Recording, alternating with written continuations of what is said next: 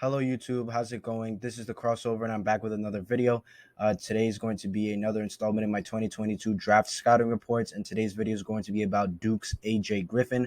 So without any further delay, let's get straight into the video. Moving on to some stats regarding AJ Griffin. First up, he stands at about 6 feet 6 inches, weighs about 220 pounds, and has a 7-foot wingspan. And based off these measurements, I will be talking about them later.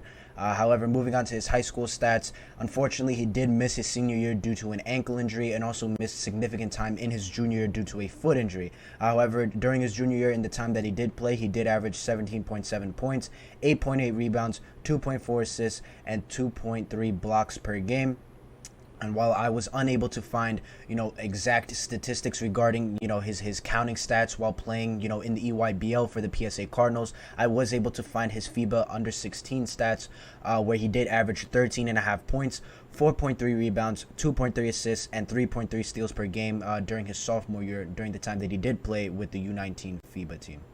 Moving on to the strengths of AJ Griffin as a prospect, first up, we have that he's a powerful and graceful athlete, right? In my opinion, he is the best athletic specimen in this class. Just how strong he is, for his height, combined with that 7-foot wingspan, and the way he's able to move up and down the court on both sides of the floor is just extremely impressive. Again, in my opinion, he is the best athlete, in this class. And when you look at him, when he's, only at 6'6", compared to a guy like Jaden Hardy, who, is only an inch or two shorter, but is about 30, 35, maybe even 40 pounds lighter, right? When you look at, you would imagine that, for AJ Griffin, that would be not the best, weight to play at. But, when you actually look at him and you look at the way he moves and stuff, you can tell that all that weight is definitely muscle, which helps him do what I believe to be another one of the best assets in his skill set, which is his ability to play with his back, to the basket. He has a very strong post-up game, and, I think at the college level especially, I'm not sure how well this is going to translate to the, NBA level, which I could definitely see it translating again just because of how strong he is compared to other people, at his height. But, definitely at the college level, he's going to be able to take advantage of people with playing with his back to the basket just due to how strong he is. I think it does a really solid job of, establishing his weight, down low in the post. And, I think he has a pretty solid drop step. And, if he can continue to develop and, learn how to take advantage of his strength down low, in the post, I think, he could easily get, anywhere from 5 to 7 points, on top of that, maybe another 4 or 5 points, per game just by getting fouled, right? 4 or 5 points coming from fouls and, another 5 to 7 points just because nobody can stop him down there. And again, I'm not sure how well that's going to translate to the NBA level, but I definitely see that being, a key part of his skill set, at the college level. Then moving on, he does have a pretty polished handle. Again, like as I state here, it's nothing crazy, right? He's not like Ty Washington or, Kennedy Chandler, necessarily even like Apollo Buncher or Jaden Hardy in this class. And none of those guys are really necessarily, the great ball handlers, right? I'm not sure there is, a great ball handler in this class. But, AJ Griffin certainly isn't that, but he has a very polished handle, right? Coming in, you hear about AJ Griffin, you hear that he's just this dominant athlete, right? He used to play with RJ Davis, a point guard for North Carolina, a couple years ago in his sophomore year, right? And all you see is these highlight dunks. So, you would come in thinking, that's just the kind of player that he is, right? Just a dunker, but he's much more than that. He has a very polished handle. It's very smooth, a very quick handle, very low to the ground handle, almost like he's a point guard, right? In my opinion, I believe AJ Griffin has a better handle than, guys like Kennedy Chandler, for example, some of the guards in this class. That's how polished his handle is. And again, he's not going to necessarily break anybody down, but he doesn't need to, right? Just because of how strong he is and how fast he is, he just has a handle that is good enough to get the job done. And while I'm not sure how exactly that's going to work in the NBA, in terms of him reaching, that star upside of being, a top 5 pick where I have him ranked as, I think, that's something that I will talk about later on in the video. However, I do think his handle is polished enough to this point where he's going to, not turn over the ball or really lose the ball at all, at the college level. However, he does have very soft touch around the rim, which is something, again, that I'm very impressed with, along with his handle, right? Again, coming in, you would think that he's just a dunker, but that is certainly not the case. He does a great job around the rim, of finishing in multitude of ways, whether it's, floaters, layups, getting his own rebounds, and everything is very soft with him, even on his jump shot, which we will get to in a bit. But even on those, right, he just has extremely soft touch on everything he does, which is very impressive, considering, again, the kind of player that he has been labeled as, throughout his high school career. And moving on, he does show flashes as a creator on the ball, in terms of creating his own shot, which is very impressive. He did it a lot, at the high school level, which again is very strange, considering, the kind of player, again, that he was labeled as. However, he was very smooth with the way he was able to create his own shot. Very, not necessarily doing too much, the same thing as his handle, but he did just enough to get the job done, right? Maybe like a stop, hezzy, cross, he does a great job of changing pace as well, getting the defender going one way, and then he'll hit him with a, either a simple step back or, a pull-up shot, which is all he really needs. And if that can translate to the college level, I think there's no doubt in my mind that AJ Griffin is going to be at the very least a top 10 pick. And I certainly am. I'm buying into the shot, but very cautiously, which again I will talk about, later on in this video. But I think he definitely has, extreme upside, as a shot creator on the ball. However, again, one of the biggest strengths, in my opinion, of AJ Griffin's skill set is his ability to cut, especially in the half court. I don't think he's the best cutter, in transition situations, which is something I will talk about later as well. But however, in the half court, he does a great job of, reading defenders, reading what kind of defense they're playing. And again, just with how athletic and strong he is, he kind of just move guys out the way as soon as he catches catches the ball around the rim, or he can just outrun guys, right? So I think he's going to be a dominant cutter. And, again, I mentioned in my Paolo Banchero video how I think that, Duke should empower him as the offensive engine, almost like a Nikola Jokic-esque role. Just run everything through Paolo Banchero. And with an athlete like AJ Griffin, I expect Duke to get extremely creative in, the offense that they run, as the ceiling of that team, with two athletes, with a player as skilled as Paolo Banchero is at that height and strength, and, a player as athletically gifted and as polished skill-wise as AJ Griffin. I could definitely see that offense, doing great things this year. However, again, he is a great passer. Again, playing alongside a guy like Paolo Banchero, who does such a great job of hitting, cutters.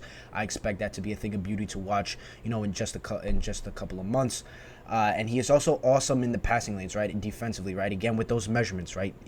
Again, 6'6", 220 with a 7-foot wingspan, right? You expect him to be a menace defensively, and I do expect him to be a menace, especially at the college level. And again, with those measurements, he's a perfect, defender for the NBA level. As I do state here, that I expect him to be able to guard at the college level. I expect him to be able to guard 1 through 5. At the NBA level, I expect him to be able to guard 1 through 4 and some occasional 5s. Right? Some of the thinner 5s, such as like a Miles Turner. Maybe even like a Jaren Jackson Jr., right? Those kind of guys. But again, he plays passing lanes beautifully. He does a great job of anticipating them, and he does a great job of jumping them with his speed. And once he gets off with the ball in transition, off picking off those passing lanes, it's pretty much game over. And he's very impressive as a shot blocker, again, with that athleticism, which again I do expect him to have some highlight plays, at the college level, and again, he does have major upside to be able to guard not only all 4 positions, but just be an extremely elite defender. Which I'd say his cutting, I'd say his athletic traits, and I'd say his other polished assets of his skill set, such as his handle, his jump shot, and as well as being a defensive menace. Those are the biggest calling cards for AJ Griffin, as a prospect. Moving on to the concerns of AJ Griffin as a prospect. First up, we have that he needs to fine-tune the mechanics of his jump shot, as he does have a bit of a hitch as he kind of catches the ball and then winds up, and he does kind of do his legs kind of like bend inwards a little bit. It's pretty weird, and then his release is pretty straight instead of up where it needs to be. I think even though he is a fine jump shooter, in order to reach that top 5 pick level of potential, I think he is a top 10 player in this class, regardless of if his jump shot or even his handle, which is what I'm about to get to, develops. But I have him ranked as the 5th best prospect. I see that level of potential in him. So in order for that to happen, I think he does need to fine tune the mechanics of his jump shot, and as well as his handle. Right? Again, his handle is solid, but it's not necessarily anything world breaking. And again, he is 6'6", right? He's not 6'9". He's not Scotty Barnes, right? Scotty Barnes can afford to not have a jump shot and and do all this stuff because he was a 6'9", right? The Toronto Raptors are going to be able to play him at that big man spot. And while AJ Griffin plays like a big man, he's more traditionally of a small ball four. I do think that he is 6'6", right? So he's going to need to again fine tune his jump shot so that he's going to be able to find consistent minutes on the floor. And I think his handle needs to take that next step where again he's not going to be turning the ball over or anything like that. But in order to reach that top 5 pick level of potential, it doesn't matter how good of a defensive prospect you are, how good of an athlete you are, and this and that. If you're 6'6" and you can't shoot the ball at the end of the day, unless you're Zion Williamson, it's just not going to work out, right? Look at Keon Johnson, right? Another similar molded player, right? Not necessarily as built as AJ Griffin, but he was a freak athlete in terms of his explosiveness, right? His vertical leap. However, he couldn't shoot to save his life, and he ended up being a much later pick, in the draft, and he's not going to get he's not necessarily even going to be, a rotational player in this Clippers team that is kind of having a lost year with Kawhi being out, right? So I don't want AJ Griffin to turn out like Keon Johnson, which, I could see being the worst case possibility. However, I do think he's much more talented and physically gifted than, Keon Johnson, despite, of course, Keon Johnson's, extreme, vertical leap. But outside of that, I think he's just a better player. I think he's more polished. I think he has a better IQ. However, I do see, him falling into a similar route, if his handle isn't able to, take that next step, again, at the NBA level, right? His jump shot and his handle is fine for the college level, but I'm projecting this more so towards the NBA level, where I believe that he is going to be a solid player in the NBA, but in order for him to be again that top 5 level of player, right, warrant that level of a pick, I think these things need to happen, and they don't necessarily need to happen right away, but just show steps in both of those areas. And finally, I think his playmaking is his biggest swing skill. He doesn't necessarily show any extreme flashes, but he has shown decent flashes of being able to hit people in fast break situations, and as well as hit cutters in the half court. And he's not necessarily a pick and roll creator either, which is why I do have him at 5 compared to a guy like Jaden Hardy or Nikola Jovic, where those guys can create their own offense not only for themselves but for others, right? And AJ Griffin, I've seen plays where you're like, okay, like that he made a very good pass, like where is that, right? We need to see that more often. Again, at that 6'6" height, if you're not going to be the greatest shooter, necessarily have the greatest handler, be the greatest creator on ball, you need to be able to facilitate and take advantage of the space that teams are going to be giving you if you're not going to be a great shooter necessarily, similar to a Draymond Green or the role that the Raptors envision Scottie Barnes filling out, right? So again, I think that he's shown flashes of being a potential playmaker. Of course, we're not talking about a number one facilitator on a team, but we're talking about a secondary, solid, tertiary creator at the NBA level, which I believe will determine his ceiling. Because worst case scenario for AJ Griffin is the shot mechanics are flunky in college. The handle's not necessarily great. He's inconsistent in terms of creating his own shot, relies on his athleticism, and then he's not a playmaker on top of that. Then we're looking at a Keon Johnson level of player. However, if the jump shot is still questionable and the handle is good but not great, but the playmaking does pan out, right? He shows flashes of being a very solid playmaker at the NBA level. Then I think he'll be much better than a Keon Johnson level of player, which is the worst case scenario. However, at the end of the day, with those measurements, with how polished he is already as a player, I believe that AJ Griffin will be at the very least a solid to very good role player in the NBA with upside to be a star, depending on how his jump shot continues to develop and how his handle continues to develop, despite both of those being so polished already. So at the end of the day, I see AJ Griffin at the very least, if he does turn out to be a Keon Johnson level player, I don't see him falling outside the lottery. And if everything pans out, I see him being a top 5 pick. That's the end of the video, guys. Thank you so much for watching. Again, this was the last in my individual scouting reports for now until the end of the college season. I just did my top 5 prospects. I made individual videos for all of them, right? Those being Chet Holmgren, Paolo Banchero, Jaden Hardy, Nikola Jovic, and finally AJ Griffin.